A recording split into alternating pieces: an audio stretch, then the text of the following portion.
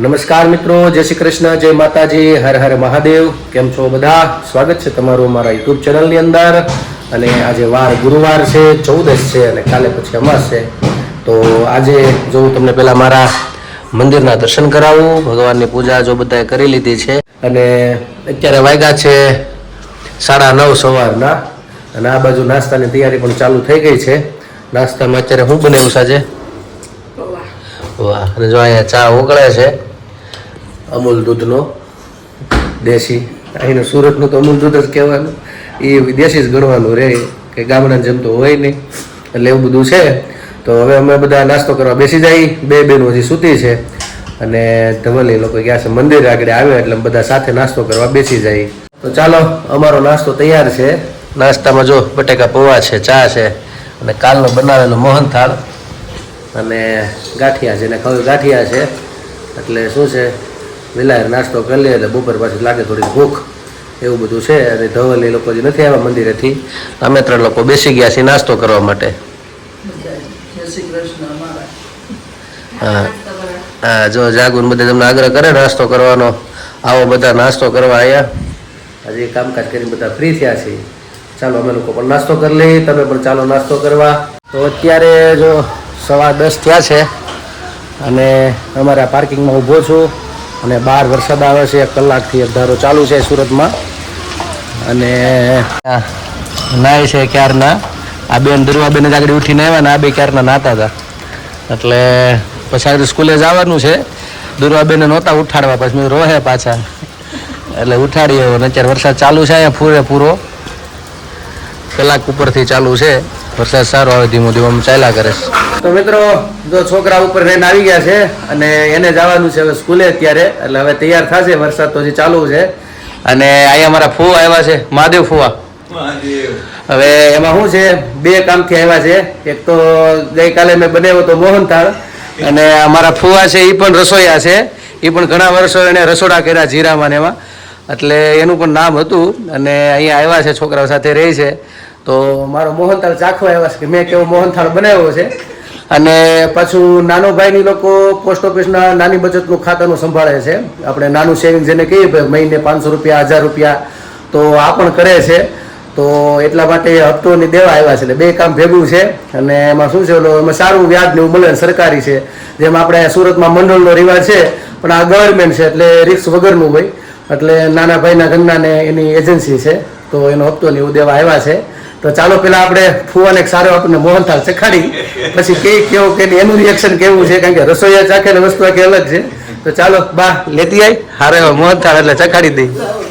મોહનથાળ આપ્યો છે, ચાખો જોજો કેવો દેખાય ફુવા. જોવામાં બહુ સરસ છે, હવે ચાખવાથી ખ્યાલ આવે કેવો છે. હા, ચાખી જોજી. કેમ હે? પહેલો મારી જિંદગીમાં. અરે પણ બહુ સરસ. અરે સાચું કયો? હા, પહેલો બનાવ્યો. મોપાને પૂછ્યું નથી હો કાંઈ, એમને મારી રીતે ટ્રાય કરી બધી. આ લોહીના ગુણ હોય. લોહીમાં હોય ને એ હોય. રેડી છે ને? બહુ સરસ. ચાલો, તો મારા ફુવાને તો ભાઈઓ કહે છે 1 નંબર બન્યો છે, એટલે સારો બન્યો છે એમ કહે છે. તો મિત્રો, અત્યારે વાગ્યો છે 1:30 વાગી ગયો છે અને હજી તો મારે બધાને જમવાનું બાકી છે. પણ અહીં જો જમવાની તૈયારી થઈ ગઈ છે, કારણ કે થોડા કામમાં હતા બધા. વરસાદ હજી બંધ રહ્યો છે અને હવે અહીંયા રોટલી ને એવું બનાવશું. આજે હું જમવાનું બનાવ્યું છે?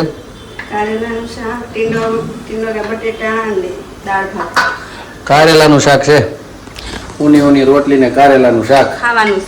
હા, એટલે ધમકીથી ખવડાવવાના છે એવું છે. જો એ બની ગયું છે. અને અહીંયા ભગવાનનો થાળ. ચાલો તો આપણે ભગવાનનો થાળ ધરી દઈએ.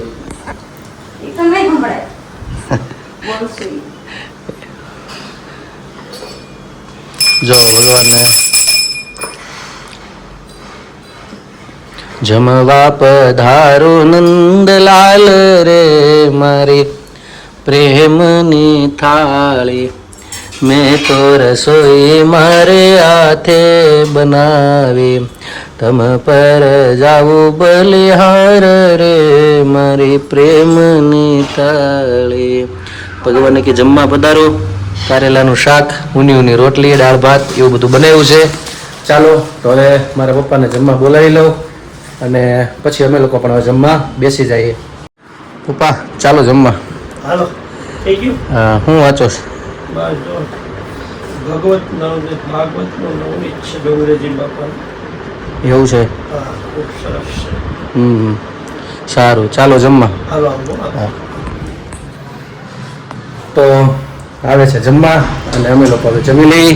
જો અહીંયા વરસાદ પણ હવે રહી ગયો છે. હાવ વરસાદ આવતો છે નહીં અને થઈ ગયો છે હવે ઉઘાડ ખુલ્લું થઈ ગયું છે અને મારા બા બે ગયા છે એની હોટ સીટ ઉપર પીરસવા માટે.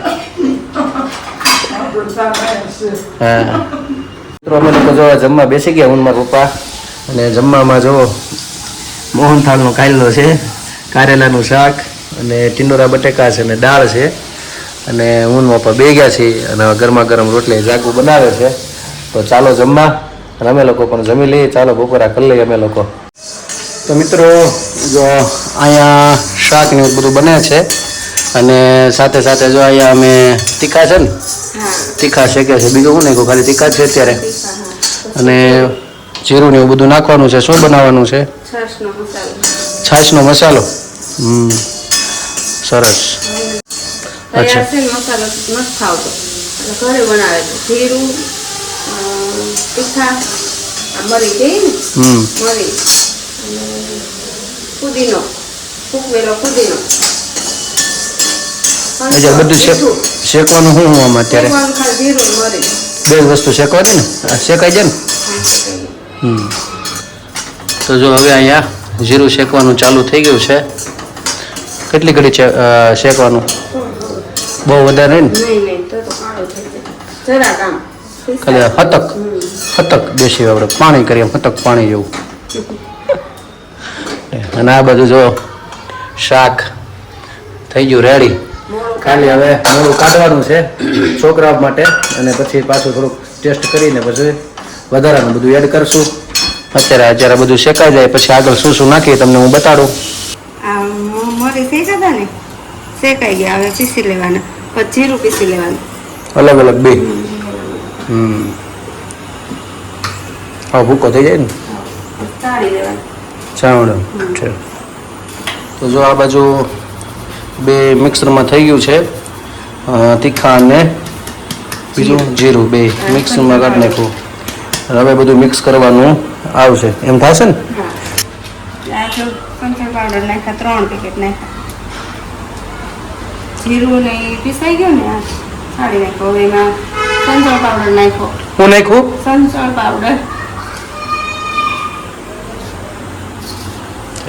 3 વસ્તુ નાખવાની.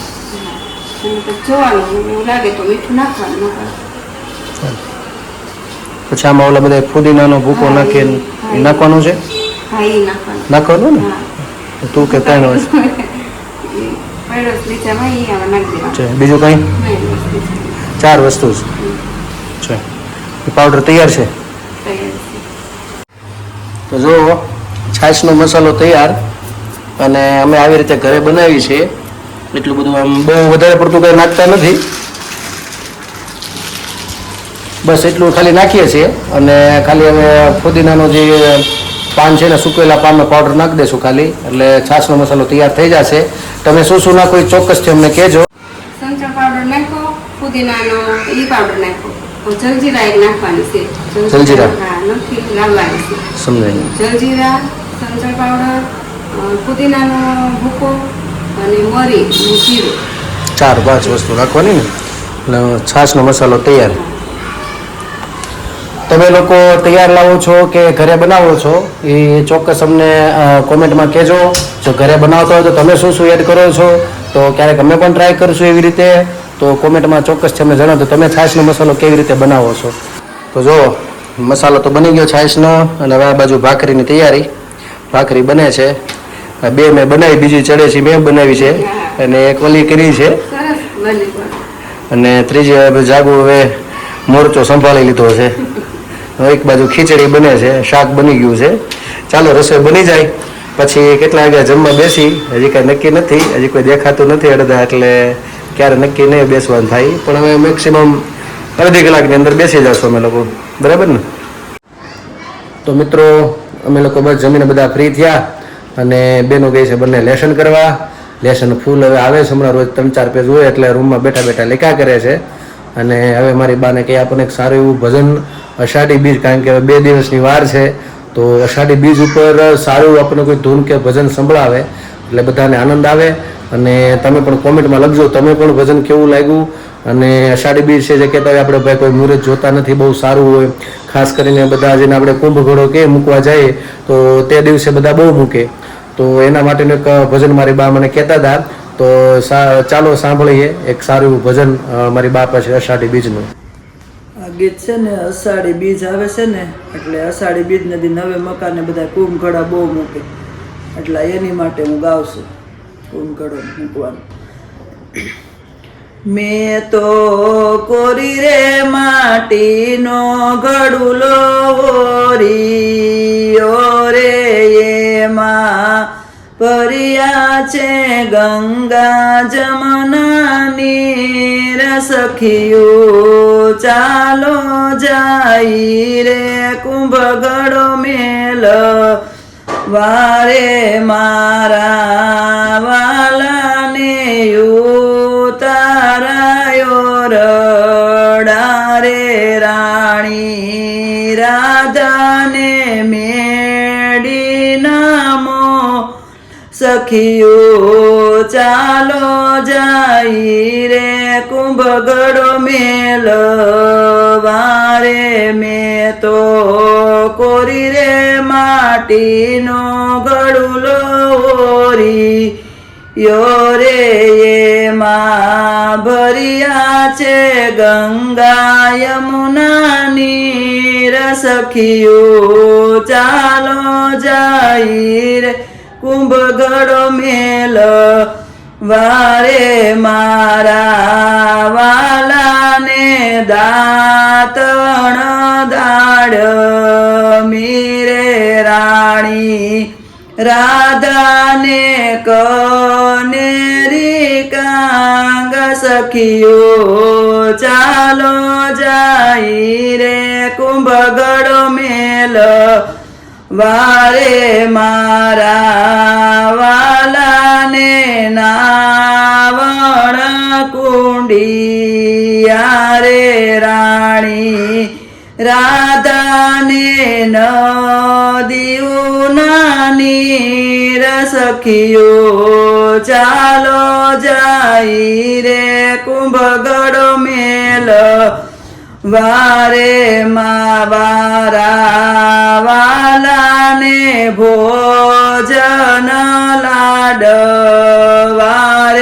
રાણી રાધાને કઢિયેલા દૂધ સખિયો. ચાલો જાય રે કુંભઘડો મેલ વારે, મેં તો કોરી રે માટીનો ઘડુલો ઓરિયો રે, એમાં ભર્યા છે ગંગા યમુનાની રસખિયું.